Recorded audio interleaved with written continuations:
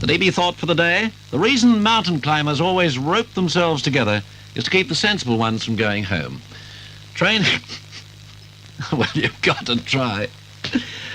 Interstate and country trains all running to time this morning. Mildura will be in at 7 minutes past 8 at Spencer Street. The Overland from Adelaide at 25 to 9. The Aurora at 9.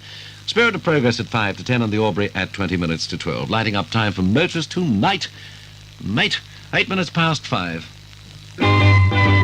Now, put yourself behind the wheel of the new Toyota Crown Custom 6, the most luxurious car under $3,000. Surprise yourself with the fabulous extras that don't cost extra. Toyota Crown Custom 6 has a power of performance too.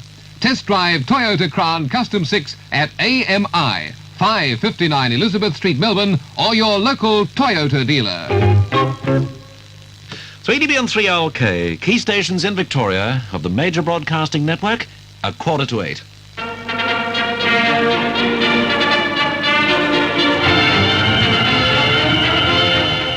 Let's have some fun. Let's sing along 4 and 20. Oh, what a lovely pie, me boys. Oh, what a lovely pie. 4 and 20 make the best. Oh, what a lovely pie.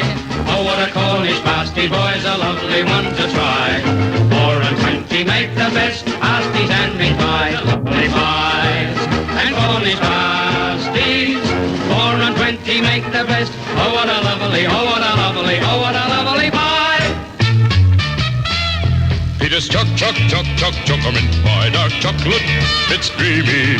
Real mint taste, it's so creamy. It's coated with chocolate. Chock full of mint. Peter's chocolate pie. Peter's Chocolate Pie, delicious Peter's mint ice cream wrapped up in luscious dark chocolate. All that for just 10 cents? Peter's chocolate pie. The health food of a nation.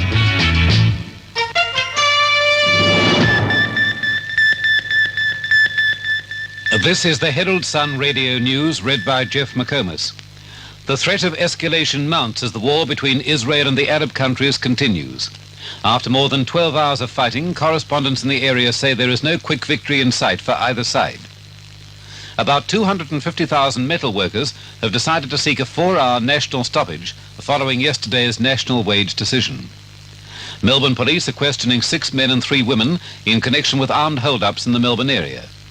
And 25-year-old Richard Speck has been sentenced to death for murdering 8 nurses in their Chicago hostel in July last year. And the weather in Melbourne should be cool and fine with light winds and the top temperature near 60 degrees. The war which broke out between Israel and the Arab countries yesterday has flared up during the night, and the threat of escalation mounts hourly. However, after more than 12 hours of fighting, correspondents in the area say there is no quick victory in sight for either side. The key is believed to be in the bloody tank battles along the Sinai Desert border and the air battles raging over the area. After a night of claims and counterclaims, it appears that Israel is advancing in most sectors after stopping an Egyptian attempt to move against Israel with tanks and planes. The Israelis have also struck military airfields in Egypt and the Suez Canal region. However, Egypt has said it's holding its own and claims a number of Israeli tanks have been destroyed. Syria and Jordan have joined Egypt in the fighting, and Iraq, Kuwait, Saudi Arabia, Lebanon, Algeria, Yemen and Sudan have declared their support. Meanwhile, in official statements, the United States and Britain have declared themselves neutrals at this time. As yet, Russia has made no announcement. In Canberra, the acting Prime Minister, Mr. McEwen, said he's watching the position carefully and would call a special meeting of Cabinet if he thought it necessary.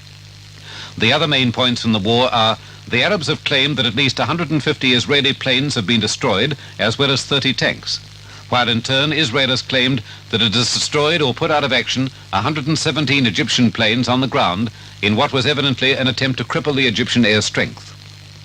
The war quickly engulfed the holy city of Jerusalem, despite a plea from Pope Paul that it be declared an open city. But later reports said Jordan and Israel had agreed to a ceasefire in Jerusalem. Although America is neutral, President Johnson has warned of tragic consequences if there is not an immediate ceasefire. And Israel has claimed the capture of Khan Yunis on the southern tip of the Gaza Strip. Occupation of this sector by Israel would cut off any Egyptian forces in the north of the Strip, including the town of Gaza, unless they could break out into Israeli territory. Meanwhile, the United Nations Security Council has gone into recess to work out a ceasefire order.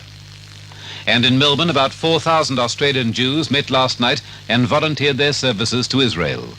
A number of them will leave for Israel almost immediately.